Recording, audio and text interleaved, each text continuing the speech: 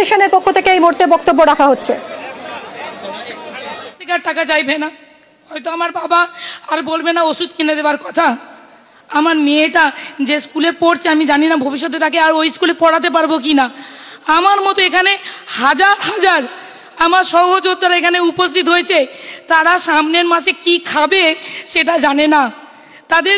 যাদের হয়তো একটা বাড়ি তৈরি হয়নি, আদৌ মাথার ছাদ হবে কিনা জানি না। কেন হলো এরকম? আমরা তো জাজমেন্টই চেয়েছিলাম, আমরা তো সুবিচার চেয়েছিলাম, আমরা সুবিচারের জন্য সুপ্রিম কোর্টে গিয়েছিলাম, যা যা তথ্য দেওয়া দিয়েছিলাম, তারপরেও আমাদের এই অবস্থা। আমাদের স্কুলগুলো কি অপরাধ করেছে? আমাদের স্কুলের বাচ্চাগুলো, আমি আমার সাবজেক্টের একজন মাত্র টিচার, এইরকম সিঙ্গেল সাবজেক্টের টিচার এখানে অনেক আছে। আজকে সেই স্টুডেন্টগুলোর কি হবে? শাস্তিটা কাকে দিল? কাকে দেওয়ার কথা? আর কতজন মানুষ পেল? আমরা যারা 20,000 যারা যোগ্য, কিছু অযোগ্যের জন্য তাদের সবাইকে ফেলে দিল। 20,000, শুধু আমরা 20,000 নয়, প্রত্যেক একজনের পিছনে আরো 5 জন, আর তার পিছনে আমাদের স্কুলের বাচ্চারা।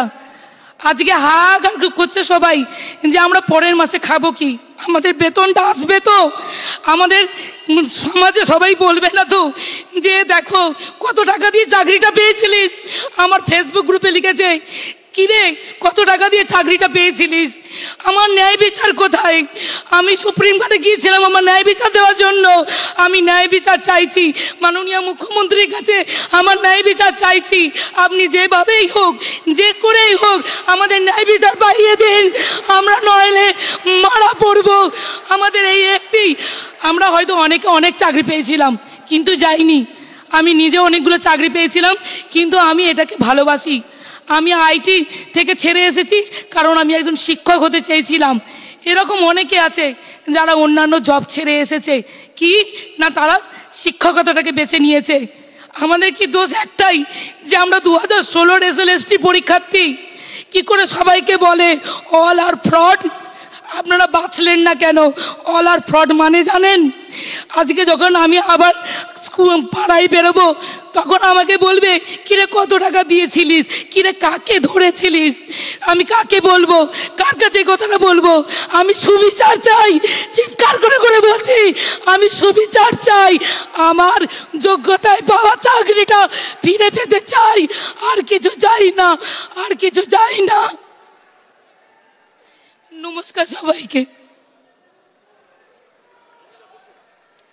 বক্তব্য রাখলেন মুখ্যমন্ত্রী, ইতিমধ্যেই পৌঁছে গেছেন। আজ তার বার্তার দিকেই তাকিয়ে রয়েছেন এই চাকরিহারারা। সত্যি আমাদের বলার কোনো ভাষা নেই, আমার চোখে জল এসে যাচ্ছে। মানে আমি আমার বাড়ির একমাত্র সিঙ্গেল আর্নিং মেম্বার, মানে এই চাকরিটা না থাকলে আমার জীবনটা কি হবে আমি ভাবতেই পারছি না।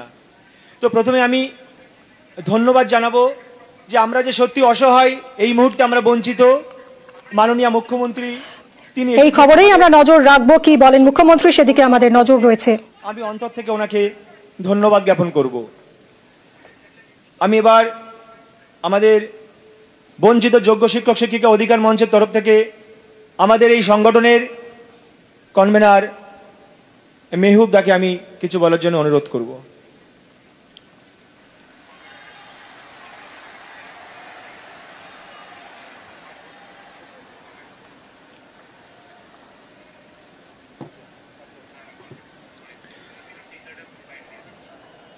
সভায় উপস্থিত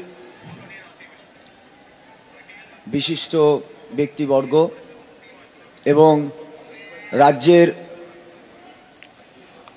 মুখ্যমন্ত্রী মাননীয়া মমতা বন্দ্যোপাধ্যায় মহাশয়াকে প্রণাম জানাই এবং সবচেয়ে বড় শ্রদ্ধা এবং সম্মান জানাই এই মঞ্চের মধ্যে উপস্থিত আমার সহযোদ্ধাদের, যারা সর্বস্ব খইয়েও এখনো পর্যন্ত চুপ হয়ে ধৈর্য বজায় রেখে তাদের ন্যায্য অধিকারের জন্য প্রচেষ্টা চালিয়ে যাচ্ছে।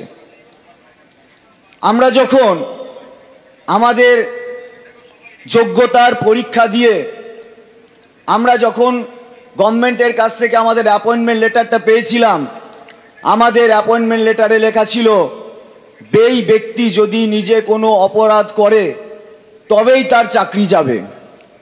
কিন্তু আমরা কোনো অপরাধের সঙ্গে যুক্ত ছিলাম না, আমরা কোনো অবৈধভাবে নিযুক্তির সঙ্গে যুক্ত ছিলাম না, কিন্তু দুর্ভাগ্যজনকভাবে আমাদেরই চাকরি গিয়েছে, আমাদেরই অধিকার হরণ হয়েছে, আমাদেরই জীবন জীবিকা বিপন্ন হয়েছে। আজ আমরা দেখেছি যে সুপ্রিম কোর্টেও আমাদের ন্যায় বিচার পেলাম না। আমরা আজ এখানে এসেছি মাননীয় মুখ্যমন্ত্রীর সামনে সেই একই ন্যায় বিচারের দাবি করতে। কারণ ওই যে বললাম আমাদের অ্যাপয়েন্টমেন্ট লেটারের বয়ানটা, যখন আমরা অপরাধী নয় এবং এই অপরাধের দায় আমাদের নয়, তাই আমরা যে চাকরিতে যেভাবে আছি আমাদের সেই চাকরিতে সেইভাবেই বহাল রাখার জন্য আমি আবেদন করছি। এবং 7 বছর আগে আমরা পরীক্ষা দিয়ে আমাদের যোগ্যতার প্রমাণ দিয়েছি। আজ এইখানে উপস্থিত যত সরকারি কর্মচারী আছেন, ইনক্লুডিং সুপ্রিম কোর্টের যে জাজ মহাশয় আমাদের জাজমেন্ট কপিটা লিখেছেন, তাকেও যদি আজকে আবার পরীক্ষা দিতে বলা হয়, আমার মনে হয় না তিনি সাকসেস হতে পারবেন। তাই আমরা কোনো দ্বিতীয় পরীক্ষায় দিতে চাই না, অন্তত এই চাকরির প্রশ্নে। আমাদের এই চাকরিতে স্বমহিমায় বহাল রাখার জন্যই আমরা আবেদন করছি এই সভাকক্ষে। এবং আমরা জানি যে একটা কোর্টের ধাক্কা আমরা খেয়েছি, এবং কোথায়? চিফ জাস্টিস অফ ইন্ডিয়ার বেঞ্চে। তাই আইনি জটিলতা অনেক, কিন্তু তারপরেও এখনো দুটো স্তর এখনো বাকি আছে, তারপরেও আছে, কিন্তু প্রথম দুটো, একটা হচ্ছে রিভিউ, অর্থাৎ যে জাজমেন্ট হয়েছে সেই জাজমেন্ট প্রত্যাশিত নয়, এবং আমরা বলছি, কারণ আমরা আইনের দ্বারা বঞ্চিত হয়ে বলছি ওই আইন আমরা মানতে পারছি না, ওই আইন আমরা মানতে পারছি না। তারপরেও ওই আইনকে পুনর্বিবেচনার জন্য আমরা তো সুপ্রিম কোর্টে যাবই, যেমনভাবে গিয়েছিলাম। আমরা আমাদের রাজ্য সরকারকেও এবং আমাদের নিয়োগ অথরিটিকেও রিভিউ পিটিশনের জন্য যাওয়ার জন্য অনুরোধ করব। শুধু যাওয়া নয়, গেলেই হবে না, সেই দুটো পিটিশন থেকে আমাদের ফিরিয়ে নিয়ে আসার জন্য উপযুক্ত এবং যথোপযুক্ত ব্যবস্থা করতে হবে।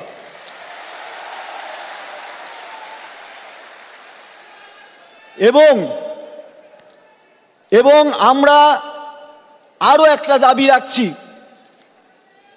এই যে বিচারপতি আছেন তার বেঞ্চে আমরা রিভিউ চাইছি না, সেই সময়টাকে ব্যবহার করতে হবে। এবং আমরা জানি যে রিভিউ টু কিউরেটিভ আমাদের জেতার সম্ভাবনা আছে, এবং সেই যতদিন পর্যন্ত এই প্রক্রিয়াটা সম্পন্ন হচ্ছে না ততদিন পর্যন্ত আমাদের দাবি, আমাদের কোনো রকম টার্মিনেশন লেটার দেওয়া যাবে না। আমরা যে চাকরি করছি সেই চাকরিতে স্বমহিমায় বহাল থাকতে চাই, এবং এর জন্য কোনো কন্ডেম অফ কোর্ট হবে না, তার প্রভিশন আছে, আমরা সেটা জেনেছি। আর এই পর্বের মধ্যে কোনো পরীক্ষার বিজ্ঞপ্তি দেওয়া যাবে না, কারণ আমরা পরীক্ষা পদ্ধতিতে দ্বিতীয়বার যেতে চাইছি না। এবং রিভিউ পিটিশনের আগে, অর্থাৎ পরবর্তী পিটিশনের আগে, রিভিউ এবং কিউরেটিভের আগে আমাদের ওএমআর এর মিরর ইমেজ এবং আমাদের সুপ্রিম কোর্টের জাজমেন্টে সহ সিবিআই এর যে ইনভেস্টিগেশন রিপোর্ট এবং চার্জশিট, সেখানে বৈধ এবং অবৈধ দুটো ক্যাটাগরিকে ডিভিডেশন করা হয়েছে। আমরা চাই এবং আমাদের নিয়োগ অথরিটিও সুপ্রিম কোর্টে সেটা মেনেছেন, সিবিআই রিপোর্টটাকেও মেনেছেন। তার মানে মেনেছেন যে যারা বৈধ তাদের পক্ষে আমরা আছি, তাই বৈধদের একটা পরিচ্ছন্ন তালিকা নিয়ে রিভিউ পিটিশনে যেতে হবে।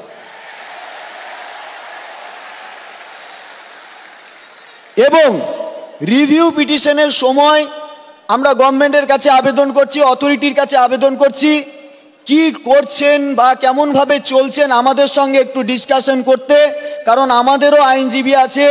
যদি কোনো কিছু সুরাহার জন্য আমাদের একটু আলোচনা পর্যালোচনার প্রয়োজন হয়, সেই কাজে যেন আমাদের সহযোগিতা করা হয়। এবং আমার আর দুটো পয়েন্ট বলবো। আমরা দেখলাম যে আমরা যখন এরকম অসহায় অবস্থার মধ্যে পড়লাম, তখন থেকে অর্থাৎ আমাদের চাকরি যাওয়ার পর আমরা দেখেছি আমাদের রাজ্যের যে বিরোধী রাজনৈতিক দলগুলো আছে, এমনকি যে লয়াররা আমাদের চাকরির খাওয়ার ক্ষেত্রে ভূমিকা পালন করেছে, তারাও বলছেন আমাদের প্রতি অবিচার হয়েছে।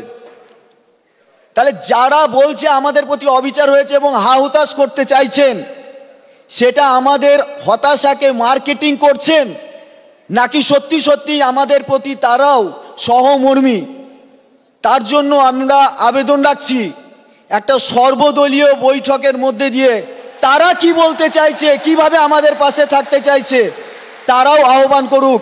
দেখি তারা, আমরা জানি রাজনৈতিক দলগুলোর মধ্যে একে অপরের রাজনৈতিক সংঘাত বা রাজনৈতিক বিরোধিতা আছে, কিন্তু তারা আমার অবিচারের প্রশ্নে যদি এক হয়, তাহলে তারা কি বলতে চাইছে এবং কিভাবে আমার নিয়োগ আমার পুনরায় আমাকে নিয়োগ করার ক্ষেত্রে তাদের যাতে কোনো বাধা না থাকে, তাই তাদেরকেও যাচাই করার প্রয়োজন।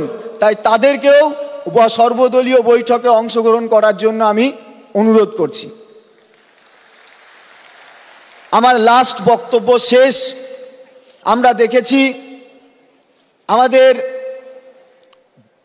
কোর্ট রুমের অভিজ্ঞতায় আমরা অন্তত একটা জিনিস আবেদন রাখছি, যে রিভিউ এবং কিউরেটিভের ক্ষেত্রে যাওয়ার মধ্যে একজন দক্ষ আইনজীবী আমাদের অভাব আমরা অনুভব করেছিলাম।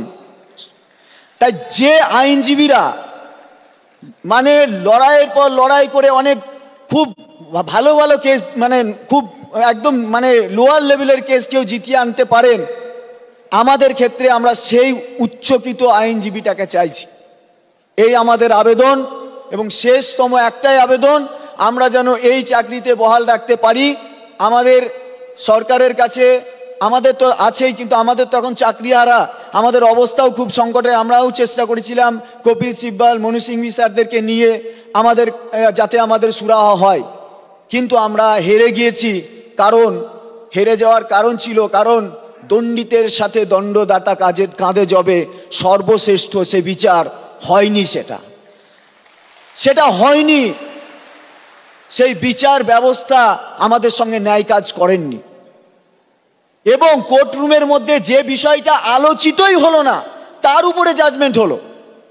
সারাক্ষণ টেন্টেড আনটেন্টেড বলে গেল, বাছাই করার কথা বলল, কিন্তু যখন জাজমেন্ট লিখলেন জাজ, এবং তখন লিখলেন পরীক্ষা ব্যবস্থার খারাপের জন্য, পরীক্ষা ব্যবস্থাটাই খারাপ ছিল, তার জন্য আমি প্যানেলটা ক্যান্সেল করেছি। অথচ কোর্টরুমের ভিতরে তিনি পরীক্ষা ব্যবস্থা নিয়ে একটি কথাও আলোচনা করেননি বা করতে দেনওনি। তাই এই জাজমেন্টটা অসঙ্গতিপূর্ণ। রিভিউ এবং কিউরেটিভ পর্যন্ত আমরা অবশ্যই জিততে পারি এই আশা রাখি, কিন্তু প্রত্যেকটা ক্ষেত্রে আমাদের যেন কোনো গাফিলতি না থাকে, সরকার বা অথরিটির পক্ষ থেকেও আমরা যেন সেই উদ্যোগটা দেখতে পাই। আমরা এটাই শুধু এই আবেদন নিয়ে এখানে এসেছি।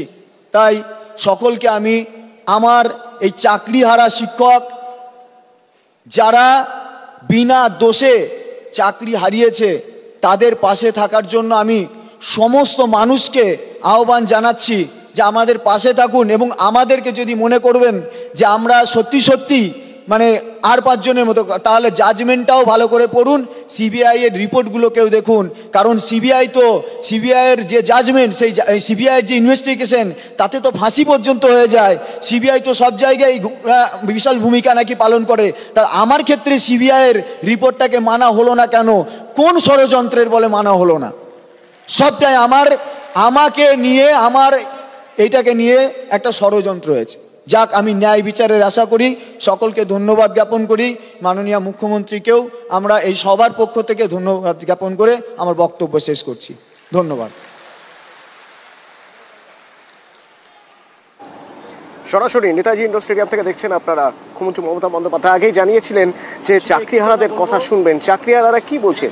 চাকরিহারারা বলছেন তারা সুপ্রিম কোর্টে যাবেন, তারা রিভিউ পিটিশনের জন্য যাবেন এবং সরকারকেও আবেদন করছেন যে সরকারও যেন যায় তাদের সমহিমায় ফিরিয়ে আনে। দ্বিতীয় কোনো পরীক্ষা তারা দিতে চান না। আর সুপ্রিম কোর্ট আমাদের প্যানেলটা বাতিল করলো সেগ্রিগেশনের জন্য নয়। কি কারণ? যে নাকি আমাদের নিয়োগ প্রক্রিয়াটাই অবৈধ, কিন্তু আমাদের রিটেন টেস্ট, ভেরিফিকেশন, ভাইভা, প্রত্যেকটা প্রসিডিওর আমরা সুন্দরভাবে মেনে আমরা চাকরিটা জয়েন করেছিলাম। কিন্তু কোন যুক্তিতে এই মহামান্য আদালত এই রায় দিল আমরা বুঝতে পারলাম না। তাই এই রায় যেমন যুক্তিপূর্ণ নয়, আবার আইন যদি শুধু যুক্তির কথা বলবে তো আইনে কি কোনো মানবিকতা নেই? তাহলে যে আইনের মধ্যে কোনো মানবিকতা নেই সেই আইনটাকেই আমরা মানি না, এই আইনটাকে কোনোভাবেই আমরা মানতে পারবো না। আর একটি প্রসঙ্গে আমি একটা কথা বলবো, হয়তো একটু সময় যাচ্ছে, আমি ক্ষমা চেয়ে নিচ্ছি ম্যাডামের কাছে, যে বিখ্যাত সাহিত্যিক যখন মানিক বন্দ্যোপাধ্যায় খুব কষ্টের মধ্যে জীবন কাটাচ্ছিলেন কলকাতার একটা ছোট্ট ফুটপাতে, তখন সেই মানিক বন্দ্যোপাধ্যায়ের প্রতি খুব অবিচার হয়েছিল। কিন্তু যখন তিনি মারা গেলেন তার বুকের উপরে অসংখ্য ফুলের পাহাড় জন্মেছিল। ছোট্ট বয়সে দূর থেকে দেখে কবি সুভাষ মুখোপাধ্যায় একটি কবিতা লিখেছিলেন, পাথরের ফুল। ওই বুকের উপরে জমে থাকা ওগুলো ফুল নয়, আসলে এক একটি পাথর। তাই আমরা যখন এখন মরে আছি, এই মরা মানুষগুলোকে নিয়ে বিভিন্ন রাজনৈতিক বিরোধী দল তারা এখন বিভিন্ন রকম বাণী দিচ্ছেন।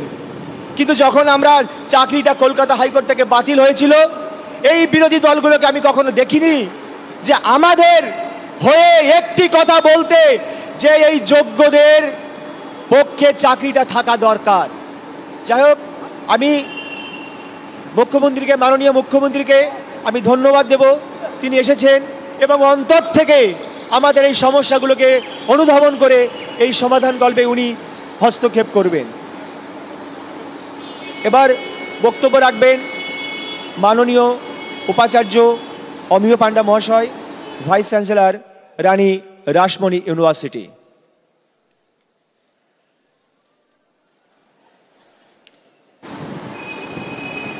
একের পর এক তাদের ক্ষোভ। তারা বলছেন যে বিরোধী রাজনৈতিক দলগুলো কেন এখন পাশে এসে দাঁড়ায়নি। তারা বলছেন তাদের সঙ্গে ষড়যন্ত্র হয়েছে, সিবিআই এর রিপোর্ট কেন মানা হয়নি। তারা বিচার ব্যবস্থার জন্য, আরো বিচারের জন্য উচ্চ দক্ষ আইনজীবী চাইছেন। এবং মঞ্চে বিশিষ্ট বিদ্বজন, আমার সহকর্মী উপাচার্যরা এবং আমার দর্শক আসনে উপবিষ্ট আমাদের গর্ব, আমাদের অহংকার, আমাদের অস্মিতা, আমাদের শিক্ষককুল, আপনাদের প্রত্যেককে আমি যথাস্থানে আমার প্রণাম প্রীতি জানাই। আসলে অদ্ভুত আঁধার এক এসেছে পৃথিবীতে আজ। যারা অন্ধ সবচেয়ে বেশি আজ চোখে দেখে, তারা যাদের হৃদয়ে কোনো প্রেম নেই, প্রীতি নেই, করুণার আলোড়ন নেই। পৃথিবী অচল আজ তাদের সুপরামর্শ ছাড়া। আমি জানি আজকে ক্ষুধার রাজ্যে, গদ্যময় পৃথিবীতে আপনারা বলবেন এ তো অন্যায়, কিন্তু আমি দৃঢ় বিশ্বাস করি যে আমাদের শিক্ষককুল অত্যন্ত পরিশ্রম, দক্ষতা, সঠিক প্রস্তুতি নিয়েই চাকরির পরীক্ষায় উত্তীর্ণ হয়েছেন। বিশ্ববিদ্যালয়ের আঙিনায় থেকে আমার এই উপলব্ধিটুকু হয়েছে যে আজকে তারা একটা দুর্ভাগ্যের শিকার। আমার কাছে নেট সেট পাওয়া অনেক গবেষক গবেষণা করেছেন। তাদের মধ্যে কিছু শিক্ষক দেশ গড়ার তাগিদে তাদের গবেষণা মাঝপথে থামিয়ে দিয়েই তারা এই মহান ব্রতে ব্রতী হয়েছিলেন। তা যদি না করতেন, তারা আরো উচ্চতর বিদেশে গবেষণা করে তারা আরো উচ্চতর শিক্ষাঙ্গনে যুক্ত হতে পারতেন। খুব কষ্ট হয় জানেন, খুব যন্ত্রণা ক্লিষ্ট হই যখন দেখি এই দুর্যোগকালে বেশিরভাগ মানুষই আজকে আমরা সহমর্মিতার হাত বাড়িয়ে দিয়েছি। কিছু শ্রেণীর মানুষের মনে আজকে একটা উল্লাস। তাদের কাছে একটি কথাই রাখবো আবেদন, নগরে আগুন লাগলে দেবালয়ও রক্ষা পায় না। আমি হুগলির ভূমিপুত্র, আমি একটি কথাই বলবো, হুগলির কবি হচ্ছেন ভারতচন্দ্র রায় গুণাকর। ঈশ্বর পাটনির কল্পে যখন ঈশ্বর পাটনি মা অন্নপূর্ণাকে পার করে দিলেন, তখন তিনি একটি কথাই বলেছিলেন, তুমি কি বর চাও? আমি মাননীয় মুখ্যমন্ত্রীর কাছে একটি বরই প্রার্থনা করব, মাননীয় মুখ্যমন্ত্রীর কাছে একটিই প্রার্থনা করব, আমার সন্তান যেন থাকে দুধে ভাতে। আপনি তাদের প্রতি যথাযথ ব্যবস্থা নেবেন, তাদের হৃত গৌরব এবং সম্মান ফিরিয়ে দেবেন। কারণ আমি বিশ্বাস করি, what Bengal things today, India things tomorrow. সুতরাং আজকে বাংলার যা দুর্যোগ, তার প্রভাব সারা ভারতবর্ষে পড়বে যদি আমরা যথাযথ ব্যবস্থা না নিই। আমার দৃঢ় বিশ্বাস মাননীয় মুখ্যমন্ত্রী তার সুচিন্তিত মতামত দিয়ে আমাদের এই দুর্যোগ, এই অমানিসা থেকে উত্তরণের পথ দেখাবেন। ধন্যবাদ।